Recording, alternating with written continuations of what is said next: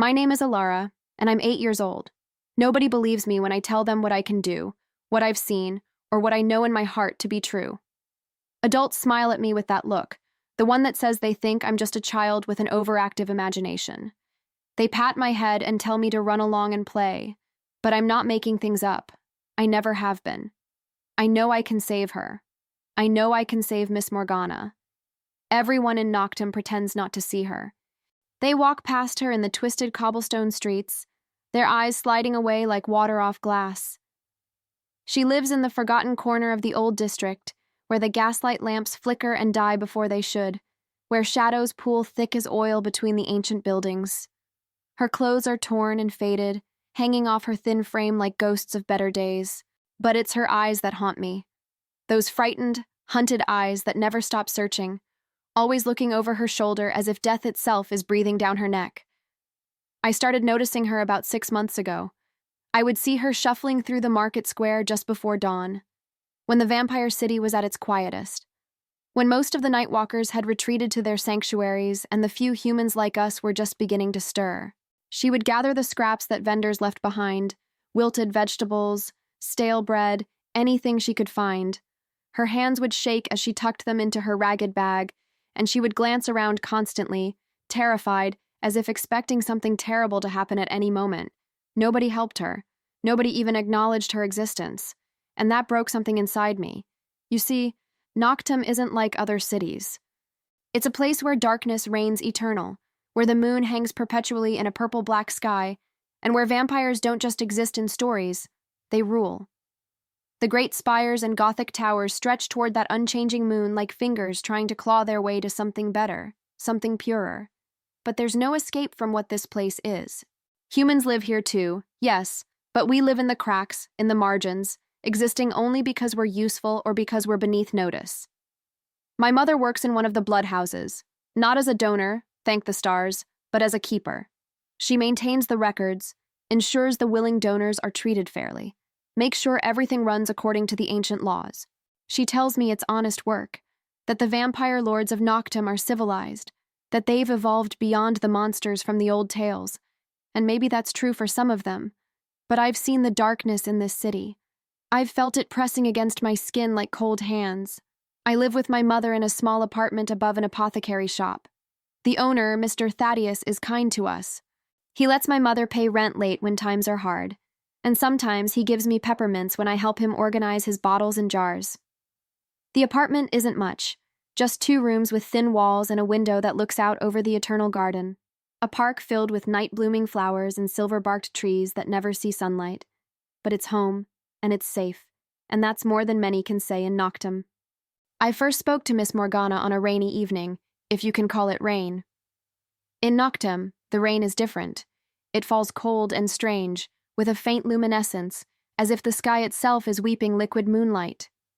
I had been sent to fetch medicine for old Mrs. Carver, who lived down our hall and suffered from terrible joint pain. The apothecary had prepared a special tincture, and I was hurrying back through the winding streets when I saw her. Miss Morgana was huddled in a doorway, shivering, soaked through to the bone. The rain had turned her gray hair into dark strings plastered against her skull, and her lips had taken on a bluish tinge. She was clutching her thin shawl around her shoulders, but it was doing nothing to protect her from the cold. People were walking past her, humans and vampires alike, and not one of them even slowed down. I couldn't do it. I couldn't just walk past her like she was invisible. I approached slowly, not wanting to startle her. When I got close, I could see she was whispering something under her breath, the same words over and over like a prayer or a protection spell. Her eyes were squeezed shut, and tears were mixing with the rain on her weathered cheeks. I remember reaching out and touching her shoulder gently, and how she flinched so violently that she nearly fell over. Her eyes flew open, wild and terrified, and for a moment I thought she might scream. But then she saw me, really saw me, and something in her gaze softened just a fraction. I told her my name was Alara, and that she didn't have to be afraid of me. I asked if she needed help, if there was somewhere she could go to get dry and warm. She stared at me for the longest time, as if she couldn't quite believe I was real, as if kindness was something so foreign she couldn't recognize it anymore. Finally, In a voice like rustling paper, she told me her name was Morgana, and that there was nowhere for her to go. She said she had to stay hidden, had to keep moving, because they were looking for her. When I asked who was looking for her eyes darted around frantically, and she pressed a trembling finger to her lips, begging me to speak no more of it. I didn't push her. Instead, I gave her the scarf my mother had knitted for me, a thick, warm thing in deep purple wool. I draped it around her shoulders and told her to keep it, that I had another at home. It was a lie, but it felt like the right thing to say. She clutched that scarf like it was made of gold and precious gems, and something in her broken expression made my heart ache in a way I'd never felt before. From that day forward, I made it my mission to look after her. I would sneak food from our kitchen, bread, cheese, apples, whatever I could take without my mother noticing too much. I would leave the parcels in places I knew Morgana frequented, hidden so that others wouldn't find them first. Sometimes I would see her discover them, and the relief on her face made every risk worthwhile. But I knew something was deeply wrong. The fear in her eyes never diminished. If anything, it grew worse with each passing week. She became more paranoid, more frantic in her movements. She started sleeping in different places every night, never staying anywhere long enough to leave a trace. And then I started noticing them. The hunters. The hunters of Noctum are not like the vampire slayers from the old stories. These are sanctioned operatives, humans who have been granted special dispensation by the Vampire Council to track down and eliminate rogue vampires and criminals. They wear long coats of dark leather, carry silver weapons, and move through the city with a cold efficiency that makes my blood run cold. They're supposed to protect us, supposed to keep the balance between the human and vampire populations. But there's something about them that has always felt wrong to me, something cruel beneath their official mandate. I began seeing groups of them in the districts where Morgana would hide. They would move in pairs or trios, scanning the crowds, checking abandoned buildings, asking questions in low voices. At first, I thought I was being paranoid, connecting things that had no connection. But then I overheard two of them talking in an alley behind the apothecary. They were discussing a woman who had witnessed something she shouldn't have, something involving one of the vampire lords and an illegal trade. They said she was a loose end that needed to be tied up, that the council had authorized her removal. They didn't use her name, but the description matched Morgana perfectly. Thin, older, gray-haired, scared. My stomach had twisted into knots. This wasn't about justice. This was about silence, about making sure whatever Morgana had seen would die with her. I knew then that she was in more danger than I'd imagined, but I was 8 years old. What could I possibly do against trained hunters and vampire lords? How could someone like me make any difference at all? That's when I thought of him. Severin. Everyone in Noctum knows the name Severin. He's a vampire lord who lives in the abandoned quarter, in a crumbling mansion that most people avoid. The stories about him are endless and contradictory. Some say he's thousands of years old.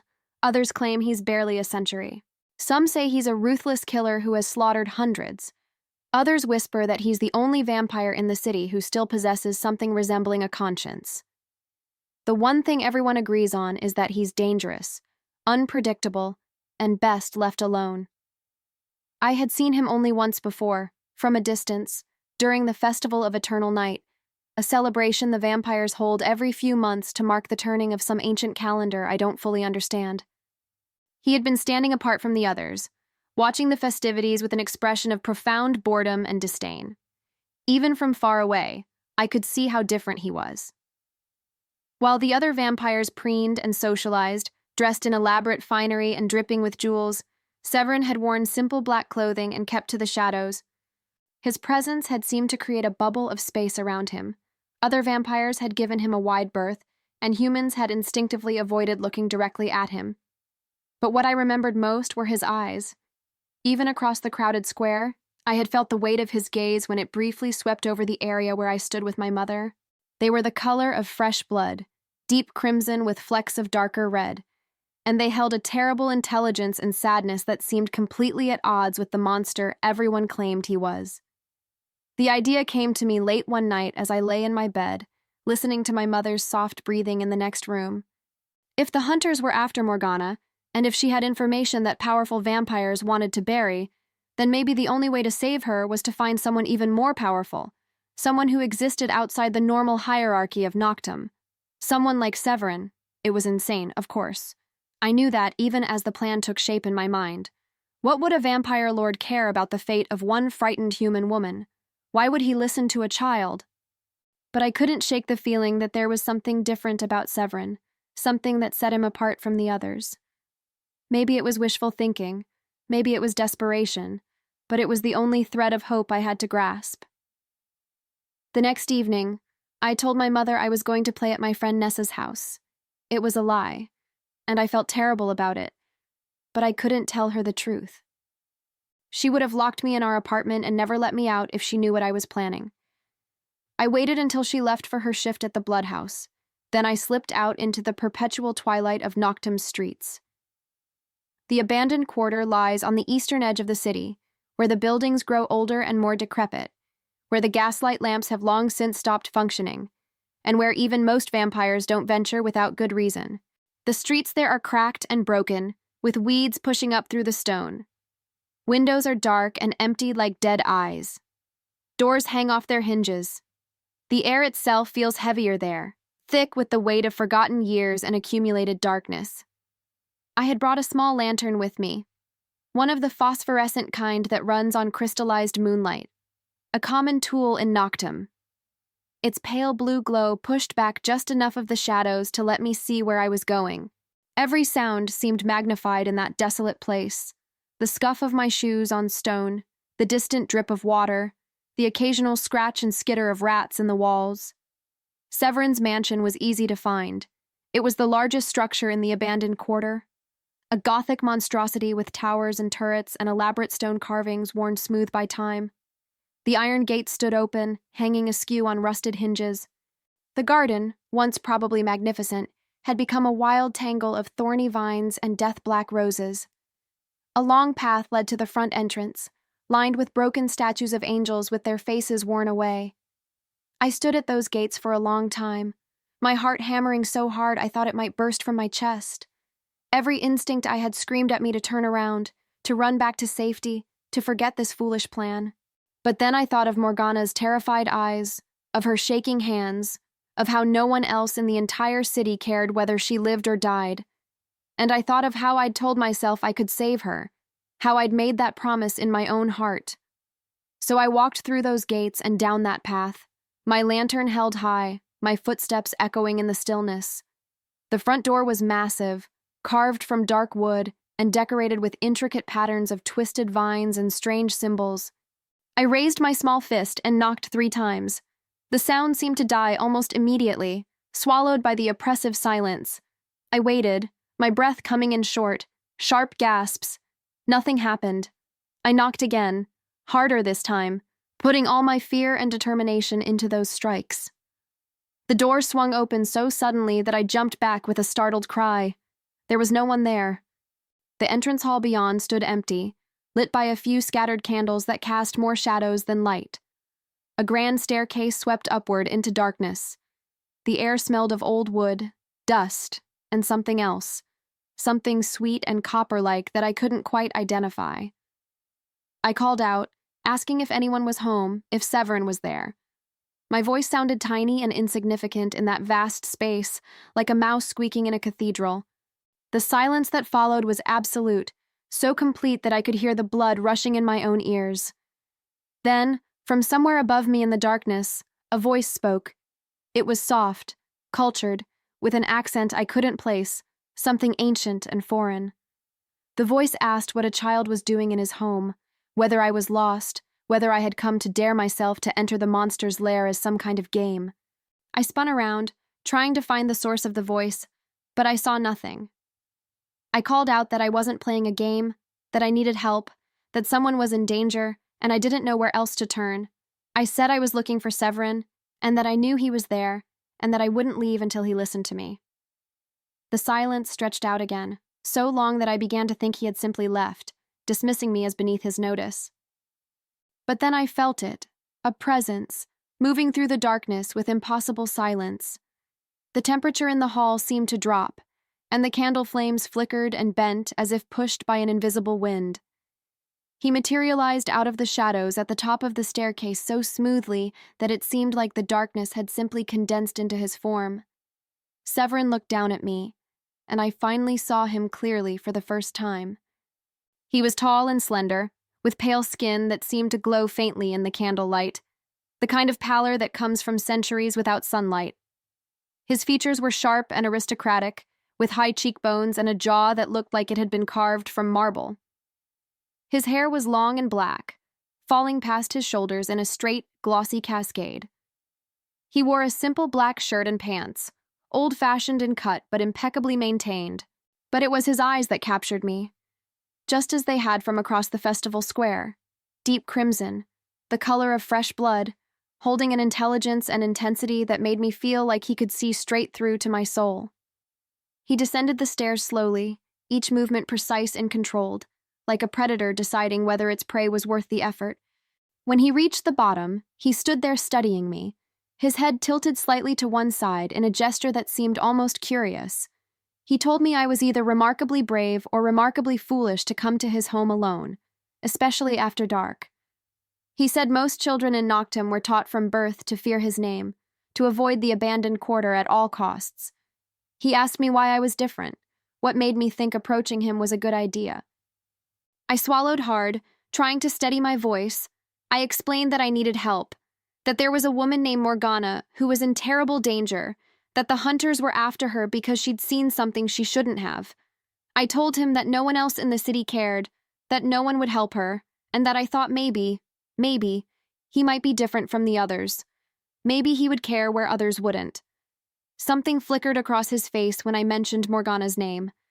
It was subtle, barely there, but I saw it, a tightening around his eyes, a slight narrowing of his gaze.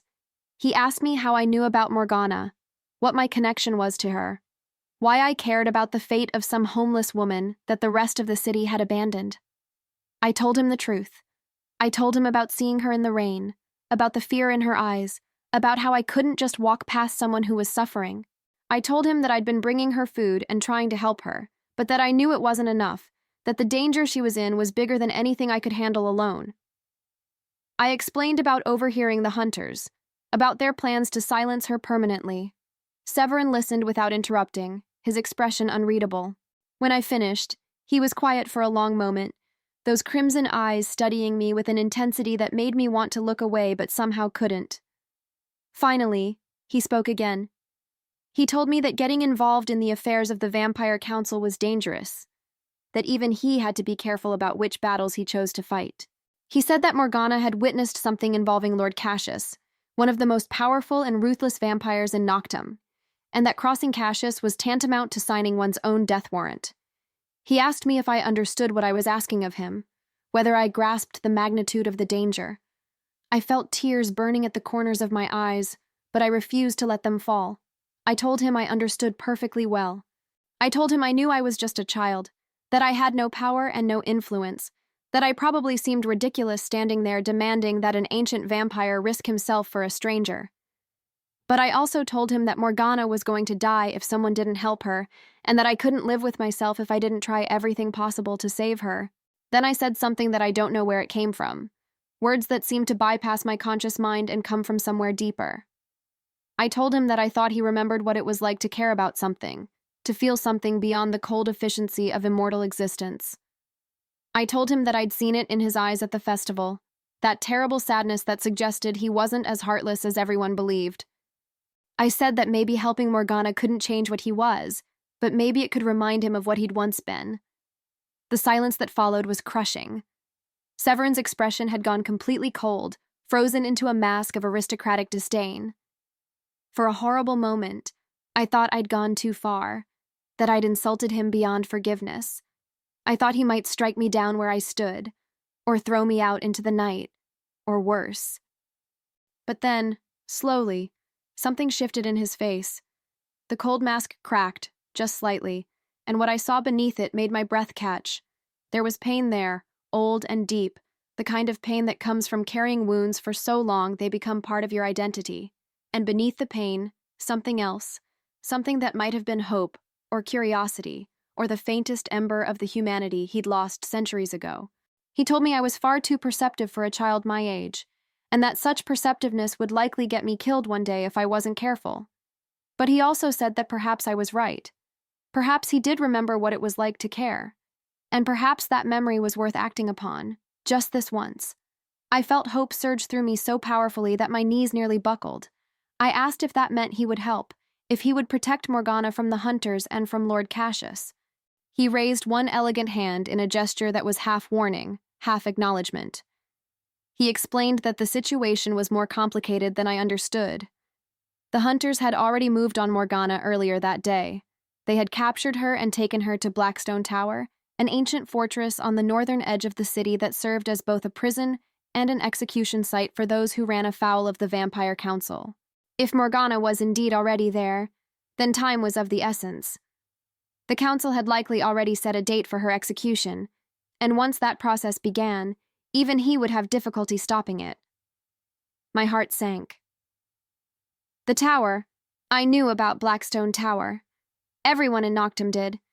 It was a place of nightmares, a gothic monstrosity of dark stone and iron that loomed over the city like a terrible promise. People who went into the tower rarely came out, and when they did, they were never the same. The idea that Morgana was trapped in that place, alone and terrified, made me feel physically ill. I asked Severin if there was anything we could do, any way to get her out before it was too late. He looked at me for a long moment, and I saw calculation flickering behind those crimson eyes. He was weighing options, assessing risks, deciding how much he was willing to sacrifice for this cause. Finally, he told me that there might be a way. Blackstone Tower had extensive defenses and was heavily guarded, but he knew its layout intimately from centuries of existence in Noctum. He also had certain abilities that would allow him to bypass some of the security measures. The greatest risk would come from Lord Cassius himself. If he learned of the interference, there would be severe consequences. But Severin said he'd grown tired of Cassius's particular brand of cruelty anyway, and that perhaps it was time someone reminded the Lord that he was not as untouchable as he believed. Then Severin did something that shocked me. He told me I would be coming with him. I must have looked as stunned as I felt, because something that might have been amusement flickered across his face. He explained that Morgana trusted me, that she would be terrified and resistant to rescue from a vampire lord she didn't know. But if I was there, if she heard my voice and saw my face, she might understand that this was a genuine attempt to save her and not some new form of torture. Additionally, he said that navigating the tower while keeping an eye on me would force him to be more careful, more strategic, which would ultimately make the rescue more likely to succeed. I wanted to argue, to say that I couldn't possibly go to Blackstone Tower, that my mother would be worried, that I was just a child who would only slow him down. But the words died in my throat, because the truth was, I wanted to go. I needed to go. I had started this, had made the choice to intervene in Morgana's fate, and I couldn't abandon her now just because things had become more dangerous than I'd anticipated. So I simply nodded and told Severin I would go with him. He gave me a look that suggested he'd expected nothing less, and told me to follow him. We left the mansion through a side entrance and made our way through the tangled garden to a gate I hadn't noticed before. Beyond it, the city opened up into a maze of back alleys and forgotten passages that Severin navigated with absolute confidence. I had to almost run to keep up with his long strides, my lantern bouncing and casting wild shadows on the walls around us. As we moved through the darkness, Severin spoke to me in that soft, ancient voice. He told me about Morgana, about who she really was and what she'd witnessed. She had been a servant in Lord Cassius's household, a position she'd held for nearly 20 years. She'd been loyal and discreet, exactly the kind of servant that vampires preferred, invisible, efficient, and silent. But 3 months ago, she'd accidentally discovered something that Cassius had gone to great lengths to keep hidden. Cassius, it seemed, had been involved in an illegal trade that violated the most sacred laws of vampire society. He had been capturing young vampires, newly turned, barely in control of their bloodlust, and selling them to humans in other cities who wanted to use them as weapons or exotic entertainment. It was a betrayal of everything the Vampire Council claimed to stand for by a level of cruelty and exploitation that went beyond even the usual darkness of Noctum. Morgana had seen records of these transactions, had witnessed Cassius meeting with human traffickers in the dead of night, and she'd made the fatal mistake of letting her horror show on her face where Cassius could see it. She'd run that very night, fleeing into the city with only the clothes on her back, knowing that her life was forfeit the moment Cassius decided to clean up his loose ends. I asked Severin why he cared about this, why illegal vampire trafficking would matter to him. He was quiet for a moment, and when he answered, there was something raw in his voice that hadn't been there before. He told me that a very long time ago, when he was newly turned and still adjusting to what he'd become, he'd been captured by traitors, not unlike the ones Cassius worked with. He'd been kept in a cage, starved, tormented, and eventually sold to a traveling exhibition where humans could pay to see a real vampire. He'd spent 5 years in that nightmare before finally regaining enough strength and presence of mind to escape. Those 5 years had shaped him in ways that centuries of subsequent existence had never quite erased. He said that he'd vowed then that he would never allow such things to happen if he had the power to prevent them. It was the one principle he'd maintained throughout his long existence, the one line he'd never crossed and never allowed others to cross in his presence. That's why he lived apart from the other vampire lords, why he was considered an outcast and a pariah, because he refused to play by their rules when those rules involved such profound cruelty. I felt my understanding of Severin shift fundamentally in that moment. He wasn't just a dangerous predator or a mysterious figure of fear. He was someone who had suffered, who had emerged from that suffering with something resembling moral conviction, who had chosen to be alone rather than compromise that conviction. He was, in a strange way, the closest thing to a hero I'd ever encountered in Noctum. We reached the base of Blackstone Tower sooner than I'd expected. It rose before us like a nightmare made of stone, a massive edifice of black rock and iron that seemed to absorb the moonlight rather than reflect it. Narrow windows punctuated its surface like wound slits, most of them dark. A single entrance stood at ground level, flanked by guards in the dark leather coats and silver weapons of the hunters. The gate was reinforced iron, locked with chains and heavy padlocks. Severin pulled me into the shadows of a nearby building and crouched down so his eyes were level with mine. He explained the plan in a low, urgent whisper. We couldn't go through the main entrance. There were too many guards, too many opportunities for things to go wrong. Instead, we would climb the tower's exterior to a window he knew on the 3rd floor, one that led to a lesser-used corridor. From there, we would make our way to the holding cells in the tower's heart, where Morgana was most likely being kept. He told me that once we were inside, I needed to stay close to him and do exactly as he said. If we encountered guards, I was to hide and let him handle them. He emphasized that he would not kill unless absolutely necessary. Drawing that much attention would doom the rescue before we even reached Morgana. But he also made it clear that if I panicked, if I made noise at the wrong moment or tried to run, we would both likely die along with Morgana. I promised him I wouldn't panic, that I understood the stakes. He studied my face for a moment, then nodded and told me to hold on tight. Before I could ask what he meant, he had scooped me up in his arms with impossible ease. Then he began to climb the tower's exterior wall, moving straight up the vertical surface as if gravity had no meaning for him. His fingers and feet found holds in tiny cracks and variations in the stone that I couldn't even see. We ascended in eerie silence, the ground falling away beneath us until the guards below looked like toys. The wind was bitter cold this high up, and I buried my face against Severin's chest, trying not to look down. I could feel the inhuman strength in his arms, the absolute certainty of his movements. There was no strain, no hesitation, just smooth, efficient progress upward through the darkness. We reached the window he'd mentioned, a narrow opening with bars across it but no glass. Severin shifted me to one arm, then grasped the bars with his free hand. With a slight grunt of effort, he wrenched them aside like they were made of clay rather than iron. The metal groaned but didn't scream, and then we were slipping through into the corridor beyond. The interior of Blackstone Tower was exactly as horrible as I'd imagined. The walls were rough black stone that seemed to weep moisture in some places. Torches burned in iron sconces, their light doing little to push back the oppressive darkness. The air smelled of mildew, old blood, and fear. A smell so thick I could taste it on my tongue. Somewhere in the distance, I could hear water dripping and the faint echo of someone crying. Severin set me down but kept one hand on my shoulder, guiding me as we moved through the corridor. His senses were so much more acute than mine. He would pause occasionally, tilting his head to listen, then adjust our path to avoid areas where he heard footsteps or voices. We moved like ghosts through the tower, silent and unseen. We descended a spiral staircase that seemed to go down forever, the stone steps worn smooth by countless feet over countless years. The temperature dropped as we went deeper, and I found myself shivering despite my coat. Severin noticed and wrapped his long black coat around my shoulders. It was far too big for me, dragging on the ground, but it held some of his body heat and made the cold more bearable. Finally, we reached a level where the character of the tower changed.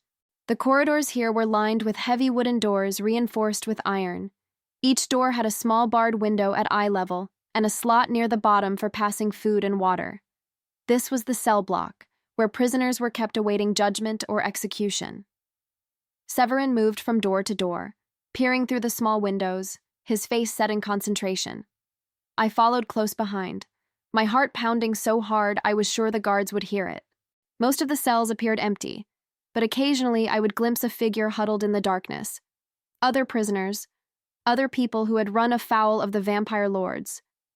Then Severin stopped at a door near the end of the corridor. He looked through the window, and I saw his expression change subtly. He stepped back and gestured for me to look. I had to stand on my toes to reach the window, but when I did, I saw her. Morgana was huddled in the corner of a tiny cell, wrapped in my purple scarf like it was armor.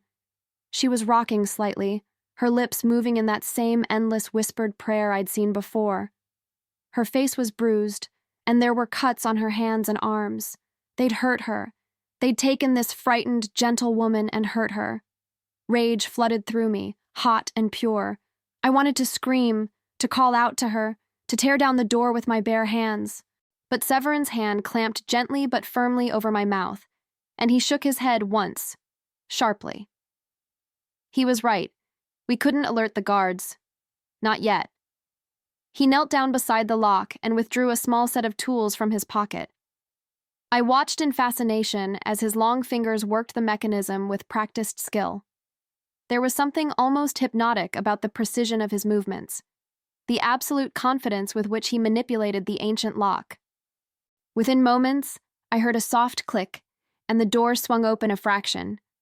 Severin pushed it open slowly, and we slipped inside the cell. Morgana didn't seem to notice us at first, lost in her terrified prayers. But then I spoke her name, softly, and her head snapped up. The recognition in her eyes when she saw me was immediate and profound.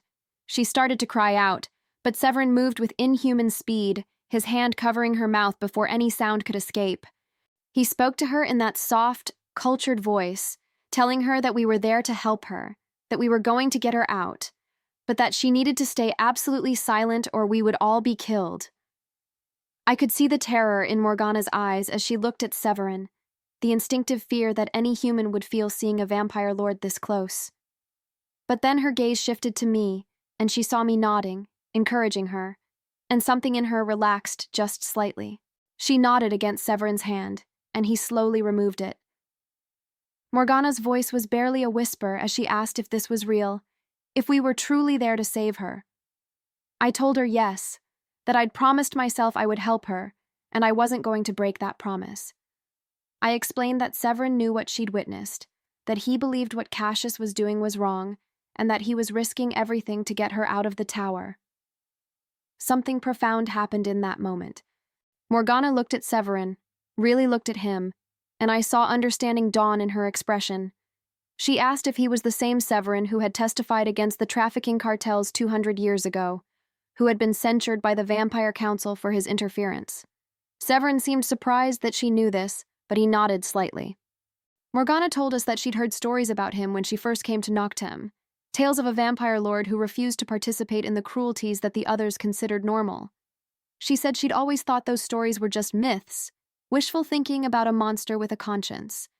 But seeing him there, risking himself to save a nobody like her, she understood that the stories had been true all along. Severin looked uncomfortable with this assessment, his aristocratic features tightening. He told us we needed to move, that we'd been fortunate not to encounter guards so far, but that luck wouldn't hold indefinitely. He helped Morgana to her feet, supporting her when her legs threatened to give out from days of captivity and fear. I stayed close to her other side, my small hand gripping hers, feeling how cold and fragile her fingers were. We moved back into the corridor, Severin leading the way with that preternatural awareness of his, guiding us away from danger with split-second precision. We'd made it perhaps halfway back to the stairs when we heard it, the heavy tread of boots, the jangle of weapons, voices echoing off the stone walls. Guards were coming, and from the sound of it, there were several of them. Severin's expression went hard, calculating. He pushed us toward a small alcove in the wall, pressing us back into the shadows, then positioned himself in front of us like a shield. I could see the guards now, 4 of them in their dark leather coats, carrying crossbows loaded with what I knew were silver bolts, one of the few things that could truly harm a vampire. They were talking among themselves, something about checking the cells after reports of suspicious sounds. My heart was hammering so hard I was certain they would hear it. Severin stood perfectly still, and I realized he was using some kind of vampire ability to blend with the shadows, to make us less noticeable, less real. The guards walked past our alcove, so close I could have reached out and touched them. Their conversation continued, oblivious, and for one perfect moment, I thought we might actually escape undetected. Then Morgana shifted slightly, her foot scraping against the stone floor. The sound was tiny, barely a whisper, but in the silence of the tower it might as well have been a scream. All 4 guards spun toward our alcove, weapons raised. There was a frozen instant where everyone stared at everyone else, and then everything erupted into chaos. Severin moved so fast he became a blur, disarming the nearest guard before the man could even register what was happening. The crossbow clattered to the floor, and Severin had the guard in a chokehold that rendered him unconscious in seconds. The other 3 guards reacted, bolts flying through the air with deadly precision. Severin twisted and dodged with impossible grace, but one bolt grazed his shoulder and I saw him flinch, the silver burning his flesh even through his shirt. He growled, a sound that was more animal than human, and I saw his fangs extend fully for the first time, gleaming white and terrifyingly sharp. He told us to run, his voice harsh with pain and command. Morgana grabbed my hand and we bolted down the corridor, her earlier weakness forgotten in the surge of adrenaline. Behind us, I could hear the sounds of combat, impacts, grunts of pain, the clatter of weapons. Severin was holding them off, buying us time to escape. We reached the spiral staircase and began climbing, our footsteps echoing wildly. Morgana was gasping for breath, her body pushed beyond its limits, but she didn't slow down. I could hear more guards now, voices calling out alarms, boots thundering through the corridors below. The entire tower was waking up to our presence, and I knew with terrible certainty that we weren't going to make it out the way we'd come in. Severin appeared behind us with shocking suddenness, blood staining his shirt but his expression grimly determined. He scooped both of us up, Morgana in one arm, me in the other, and then he was running, faster than any creature should be able to move, taking the stairs 3 and 4 at a time. The world became a blur of stone and shadow and flickering torchlight. We burst out onto the 3rd-floor corridor where we'd entered, but the window we'd used was now blocked by guards who had clearly figured out our entry point. Severin didn't even slow down. He changed direction, crashing through a different door into what looked like some kind of storage chamber. The room was filled with crates and barrels, and at the far end was a larger window, this one with glass. Severin set us down and told us to brace ourselves. Before I could ask what he meant, he had grabbed one of the heavy crates and hurled it at the window with devastating force. The glass exploded outward in a shower of glittering shards, and cold wind rushed into the room. The drop beyond looked impossibly high, the ground far below barely visible in the darkness. Behind us, the door burst open and more guards poured in. Severin turned to face them, placing himself between us and the threat. I saw him take a deep breath, saw something shift in his posture, and then he spoke in a voice that resonated with ancient power and absolute command. He told the guards that he was Severin of the Old Blood, Lord of the Abandoned Quarter, and that they would stand aside or face consequences they could not imagine. The words seemed to carry physical weight, pressing against everyone in the room. Several of the guards actually stepped back, their faces going pale with fear as they recognized who and what they were facing. But one guard, either braver or more foolish than the others, raised his crossbow and fired. The silver bolt flew straight and true, aimed at Severin's heart. Time seemed to slow down. I watched that bolt cross the distance, saw the determination on the guard's face, saw Severin's eyes widen just slightly. Then Morgana did something incredible. She threw herself forward, placing her own body between Severin and the bolt. It struck her in the shoulder with a sickening thud, and she cried out in pain but didn't fall. She stood there, protecting the vampire who had come to rescue her, blood blooming across her ragged dress. The room went absolutely silent.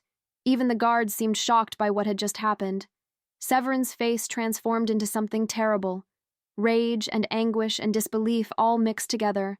He caught Morgana as her legs gave out, his hands gentle despite the fury radiating from every line of his body. He looked at the guards, and his voice when he spoke was cold enough to freeze blood. He told them that they had just sealed their own fates, that Lord Cassius might protect them from vampire law, but he would not protect them from what was coming. Then he turned to the shattered window, cradled Morgana carefully against his chest, grabbed me with his other arm, and jumped.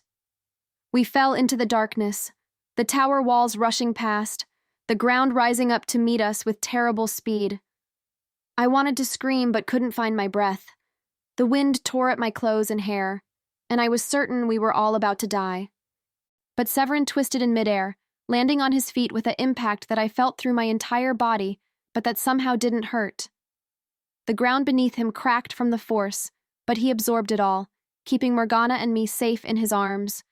Then he was running again, moving through the streets of Noctum with desperate speed, putting as much distance between us and Blackstone Tower as possible. I could hear alarms ringing out across the city now, bells tolling their warning that a prisoner had escaped. But Severin knew the back ways, the forgotten routes, and he navigated them with the confidence of someone who had lived in this city for centuries. We twisted through alleys and across rooftops, through tunnels and over bridges, until the sound of pursuit had faded into the distance. Finally, we reached a small, abandoned chapel in the old temple district. Severin kicked open the door and carried us inside, laying Morgana down gently on one of the old wooden pews. Her face was deathly pale, her breathing shallow, and that silver bolt still protruded from her shoulder. I could see the skin around the wound was turning dark, the silver poisoning spreading through her system. I knelt beside her, tears streaming down my face, asking her why she'd done it, why she'd protected Severin when she should have protected herself. Her hand found mine, weak but warm, and she gave me the smallest of smiles. She whispered that she'd spent so long being afraid, so long running and hiding, that she'd forgotten what it felt like to choose something instead of just reacting. But in that moment, watching that bolt fly toward Severin, she'd remembered. She'd seen someone who was risking everything to save her, someone who didn't have to care but chose to anyway, and she'd made her choice. She'd chosen to protect him, just as he'd protected her. Severin was examining the wound with careful fingers, his expression grave. He told us that the silver was spreading too quickly, that Morgana's human system couldn't fight it off. In a vampire, silver caused terrible pain but could eventually be expelled. In a human, it was simply poison and it was killing her. I asked desperately if there was anything we could do, any way to save her. Severin was quiet for a long moment, his crimson eyes moving between Morgana's face and mine. Then he said there was one way, but it would change everything. He could turn her, give her his blood, transform her into a vampire. She would live, but she would no longer be human. She would never see sunlight again, would need blood to survive, would be bound to the darkness for eternity. Morgana's eyes went wide. I could see the fear there, the instinctive terror of becoming the thing that had ruled over her for so long. But I also saw something else, understanding, acceptance, maybe even relief. She asked Severin if it would hurt, if the transformation was painful. He told her honestly that it would be the most painful experience of her life, that she would die as a human and be reborn as something else, and that the process would feel like burning from the inside out. But he also promised that if she chose this path, she would never be weak again. Never be powerless again. Never have to live in fear the way she had for so long. I held Morgana's hand, my tears falling onto her fingers. I told her I didn't want her to die, that I'd come too far and risked too much to lose her now. But I also told her that the choice was hers, that whatever she decided, I would understand and support her. Morgana looked at me with such tenderness, such unexpected love, that it made my heart ache. She told me that I'd given her something she'd thought was lost forever. Hope. A child who barely knew her had cared enough to save her life, had convinced an ancient vampire to risk everything for a stranger. If that was possible, if such kindness could exist in a place as dark as Noctum, then maybe there was a reason to keep living, even if it meant living as something different. She turned to Severin and told him to do it, to save her, to transform her. She said she wasn't ready to die, not now, not after finally remembering what it felt like to have someone fight for her. Severin nodded once, then looked at me. He explained that I needed to leave, that what came next wasn't something a child should witness. The transformation was violent and disturbing, and he didn't want to traumatize me any more than I'd already been traumatized that night. But I shook my head stubbornly. I told him I'd stayed with Morgana this long, and I wasn't going to abandon her now. Whatever happened, whatever I saw, I could handle it. I'd proven that already. Something that might have been respect flickered across Severin's face. He told me I was either the bravest child he'd ever met or the most stubborn, and he wasn't sure which concerned him more. But he also said that if I was determined to stay, then I needed to be prepared. It was going to be bad, and I couldn't panic or interfere no matter what I saw. I promised I wouldn't, and I meant it with every fiber of my being. Severin carefully removed the silver bolt from Morgana's shoulder, and she screamed with the pain of it, her back arching off the pew. Then he bit into his own wrist, tearing the flesh open with his fangs. Dark blood welled up, not quite red, not quite black, something in between that seemed to shimmer in the candlelight. He pressed his wrist to Morgana's mouth and told her to drink, to take his blood into herself and let it change her. Morgana hesitated for just a moment, then she began to drink. At first, nothing seemed to happen. But then her body went rigid, every muscle tensing at once. Her eyes flew open, wide and terrified, and she began to convulse. Severin held her steady, keeping his wrist at her mouth even as she thrashed, making sure she took enough of his blood to complete the transformation. Then the real horror began. Morgana started screaming, a sound of such pure agony that it seemed to pierce straight through my skull. Her body was changing, bones reshaping, muscles reforming, her entire being reconstructed at the cellular level. Her skin went from pale to deathly white, then started to take on that faint luminescence that all vampires had. Her fingernails lengthened into sharp points, and when she opened her mouth to scream again, I saw fangs beginning to push through her gums. It went on for what felt like hours, but was probably only minutes. I held her hand the entire time, refusing to let go even when she squeezed so hard I thought my bones might break. I talked to her constantly, reminding her who she was, telling her she was strong enough to survive this, that I was there and I wasn't going anywhere. Finally, mercifully, the convulsions stopped. Morgana went limp, her eyes closed, her breathing so shallow it was barely perceptible. Severin withdrew his wrist and examined her carefully, checking her pulse, her temperature, the color of her skin. After a long, tense moment, he nodded. He told me the transformation was complete, that Morgana had survived the worst of it. She would sleep now, a death sleep that would last until sunset the next evening. When she woke, she would be vampire, immortal, powerful, and forever changed. I looked at Morgana's transformed face. She looked younger now, the lines of age and hardship smoothed away by the vampire blood. She looked peaceful, more peaceful than I'd ever seen her. My purple scarf was still wrapped around her shoulders, now stained with blood but still there, still a connection to who she'd been. Severin told me I needed to go home, that my mother would be worried sick, that I'd been gone far too long already. He promised that he would watch over Morgana, that he would be there when she woke, that he would teach her how to navigate her new existence. He also warned me that the next few days would be dangerous. Lord Cassius would be furious about the escape, would be looking for everyone involved. I needed to be careful, to stay safe, to not draw attention to myself. I didn't want to leave. Every instinct I had wanted to stay there in that abandoned chapel, to wait for Morgana to wake up, to be there for her when she opened her eyes as a vampire for the first time. But I also knew Severin was right. I'd pushed my luck as far as it would go, and staying longer would only endanger everyone, including Morgana. So I made Severin promise, really promise, that he would take care of her, that he wouldn't let her face this new existence alone. He looked at me with those ancient crimson eyes and gave me his word, and somehow I knew that a promise from a vampire as old as Severin was worth more than any human oath could ever be.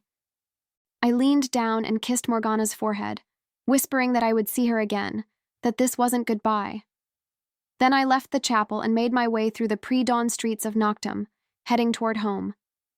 The city was in chaos. Guards were everywhere, searching buildings, questioning people in the streets, clearly looking for the escaped prisoner and whoever had broken her out. I kept to the shadows, moving quietly, trying to look like just another child hurrying home before sunrise. My heart pounded every time I passed a guard, but none of them seemed to notice me. I was too small, too insignificant to register as a threat. When I finally reached our apartment, I found my mother sitting at the kitchen table, her face drawn with worry.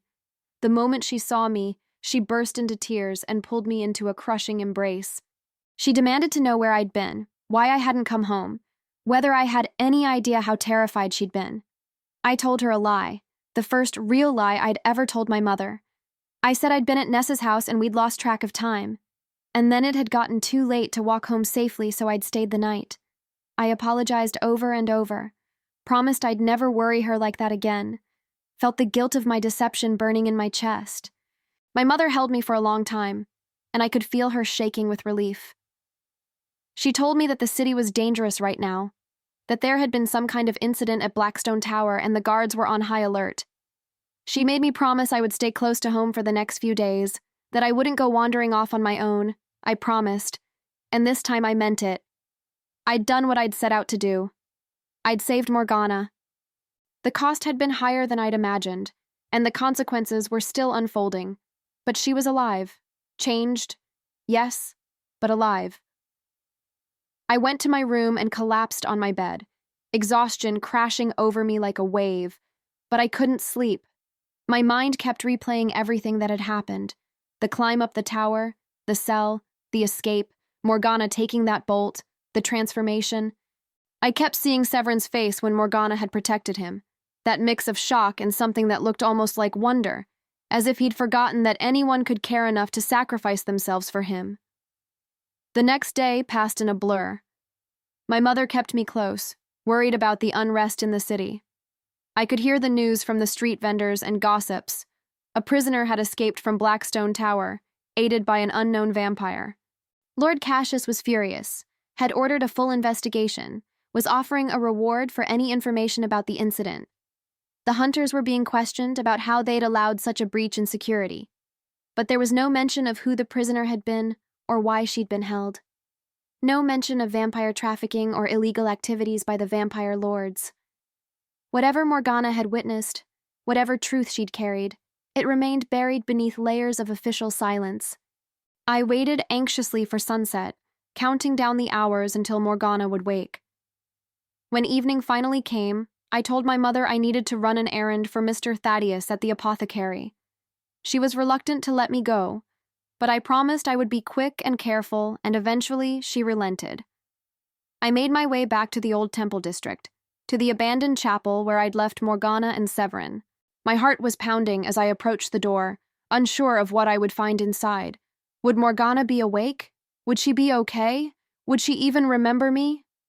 I pushed open the door and stepped inside.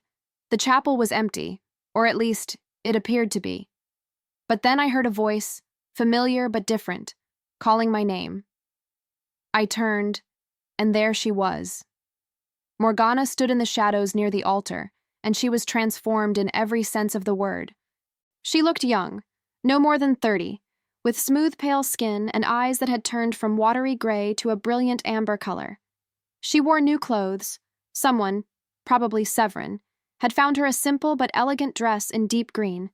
But it was more than just the physical changes. There was a strength in her posture, a confidence in how she held herself that had never been there before. The hunted, frightened woman I'd known was gone, replaced by someone powerful and self-assured. She moved toward me, and I noticed how graceful her movements were now, how she seemed to glide rather than walk. When she reached me, she knelt down so we were at eye level, and I could see tears shimmering in her new amber eyes. She told me she didn't know how to thank me, that I'd given her a gift beyond measure.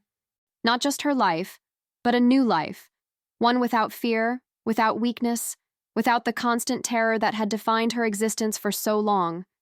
She said she'd woken up feeling like she could finally breathe, like the weight that had been crushing her for years had finally been lifted. I asked her if she was scared, if being a vampire was strange and frightening. She thought about it for a moment, then told me honestly that yes, it was strange, and yes, there were things that frightened her. The hunger was intense and foreign, and the world looked and sounded and smelled completely different now. But Severin had been there when she'd woken, had explained everything patiently, had promised to teach her control and help her adapt. And for the first time in longer than she could remember, she wasn't alone. As if summoned by his name, Severin emerged from the deeper shadows of the chapel. He looked at me with those crimson eyes, and I saw something in them I hadn't seen before. Something that might have been gratitude or respect, or perhaps just recognition of what we'd accomplished together. He told me that Morgana would be staying with him for a while, that she needed time and guidance to adapt to her new existence. He said he would teach her everything she needed to know, help her find her place in vampire society, protect her from Lord Cassius's lingering anger. And he told me that what I'd done, the courage I'd shown, the faith I'd maintained even when everything seemed impossible, had reminded him of something he'd thought he'd lost centuries ago. I asked him what that was, and he gave me the smallest of smiles. He said I'd reminded him that not everything in this world was corrupt, that innocence and genuine compassion still existed, and that sometimes those qualities were more powerful than all the strength and cunning that immortality could provide. Morgana pulled me into a hug, careful of her new strength, and whispered her gratitude against my hair. She told me I'd be welcome to visit any time, that she would always consider me her savior and her friend. She said that when I was older, if I ever needed help or protection, she would be there for me just as I'd been there for her. I hugged her back, feeling overwhelmed by everything that had happened, by the impossible reality of what we'd achieved. I'd saved her. A tiny 8-year-old girl with no power and no influence had saved someone the entire city had been content to let die. And in doing so, I'd changed the course of multiple lives, Morgana's, Severin's, maybe even my own. Before I left, Severin gave me one final warning. He told me that Lord Cassius was still looking for whoever had interfered with his plans, and while he likely didn't know about my involvement yet, I needed to be cautious. I should stay away from vampire politics, keep my head down, and live as normal a life as possible. What I'd done was incredible, but it was also dangerous, and drawing more attention to myself would only invite disaster. I promised I would be careful, that I understood the risks. Then I left the chapel and made my way home through the darkening streets of Noctem, feeling changed in ways I couldn't quite articulate. The days that followed were strange. Life returned to a semblance of normalcy. I went about my daily routines, helped Mr. Thaddeus in the apothecary, spent time with my mother. But I carried a secret now, a knowledge of what I was capable of what existed in the shadows of our city. I would sometimes see hunters in the streets, still searching for clues about the escape, and I would walk past them with my heart pounding, knowing they had no idea that the child they were ignoring had been at the center of everything. I saw Morgana 3 more times over the next few weeks. She would send word through subtle means, a flower left on our doorstep, a particular arrangement of stones in the eternal garden, and I would find ways to slip away and meet her. Each time, she seemed more comfortable in her new existence, more at peace with what she'd become. The fear that had defined her for so long was completely gone, replaced by a quiet strength that made my heart glad. Severin was usually there too, watching over her with what I'd come to recognize as protective concern. They'd formed an unlikely partnership, the ancient vampire lord who'd isolated himself from society, and the newly turned vampire who'd been human just weeks before. He was teaching her not just how to survive as a vampire, but how to maintain her humanity despite the transformation. how to hold on to the compassion and empathy that made her who she was. During one of our meetings, Morgana told me something that made all the risk and fear worthwhile. She said that Severin had contacted certain allies of his, other vampires who disagreed with Lord Cassius's methods, and had shared the information she'd carried about the illegal trafficking. A formal complaint had been filed with the Vampire Council, and while Cassius was too powerful to be officially punished, his activities were now under scrutiny. The trafficking operation had been shut down, and several young vampires who'd been captured had been freed and returned to their families. It wasn't perfect justice. Cassius was still in power, still dangerous, still cruel. But the specific evil that Morgana had witnessed was ended, and lives had been saved because she'd been brave enough to run, and because I'd been stubborn enough to help her, and because Severin had been willing to risk himself for someone he didn't know. My mother noticed that I seemed different after everything that happened, though she never figured out why. She would comment that I seemed more thoughtful, more mature somehow, as if I'd grown up a little without her noticing. She wasn't wrong, but I couldn't tell her the truth, that I'd climbed an impossible tower, rescued a prisoner from certain death, and witnessed a transformation that most people believed was only myth. I kept my promise to stay away from vampire politics and live a normal life. But I also kept the lessons I'd learned, the understanding that sometimes the impossible could become possible if you were willing to try. That courage wasn't about being fearless, but about acting despite your fear, and that even the smallest person could make a difference if they refused to accept that things couldn't change. Noctum remained a city of shadows and darkness, a place where vampires ruled and humans existed in the margins. But for me, it was also something more, a place where an 8-year-old girl had saved a life that everyone else had decided wasn't worth saving, where an ancient vampire had remembered his humanity, and where a terrified woman had been given the chance to become strong. The tower still stands in the northern part of the city, dark and forbidding, a monument to the power of the vampire lords. But when I look at it now, I don't just see a place of nightmares and death. I see a place where impossible things happened, where 3 unlikely people came together and changed fate itself. Sometimes, late at night, I stand at my window and look out over Noctum. The perpetual moon hangs in the purple-black sky, casting its strange light over the Gothic spires and twisted streets. And somewhere in that darkness, I know Morgana is there, no longer afraid, no longer weak, no longer alone. She's walking the same streets she once cowered in, but now she walks with her head high, wrapped in my purple scarf that she refuses to take off no matter how many new clothes Severin buys her.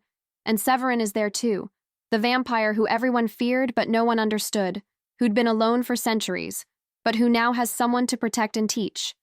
Someone who reminds him every day that caring about others isn't a weakness, but the greatest strength of all. My name is Elara, and I'm 8 years old. Nobody believed me when I said I could save Miss Morgana.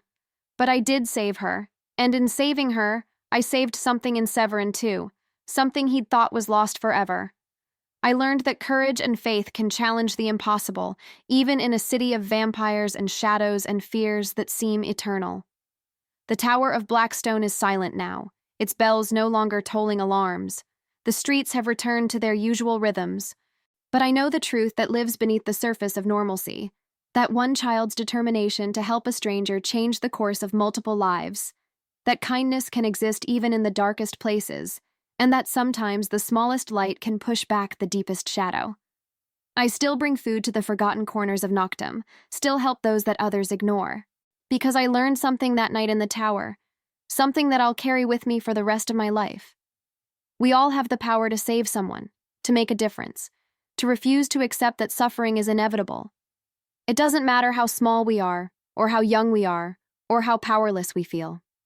What matters is that we try, that we care, that we look at another person's pain and decide it matters.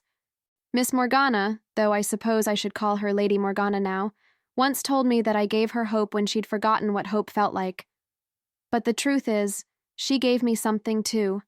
She showed me that my compassion wasn't foolishness, that my refusal to walk past suffering wasn't naivete, that the voice inside me that insists everyone deserves help and kindness and dignity isn't something to grow out of, but something to protect and nurture. And Severin, the ancient vampire who'd seen centuries of cruelty and darkness, taught me perhaps the most important lesson of all, that it's never too late to choose differently, to remember who you were before the world hardened you, to let yourself care even when caring means risking pain. The city of Noctum goes on, eternal and unchanging in its darkness. But 3 lives were changed forever in that abandoned chapel, in that impossible tower, in those moments when we all chose to be better than circumstances demanded. And sometimes, when the moon is bright and the streets are quiet, I can hear Morgana's laughter carried on the wind, free, joyful, alive in a way she never was when her heart still beat. And I smile, knowing that I helped make that possible, that somewhere in this dark city there's a little more light because one child refused to believe that nothing could be done. My name is Alara. I'm 8 years old, and I believe in impossible things because I've seen them happen.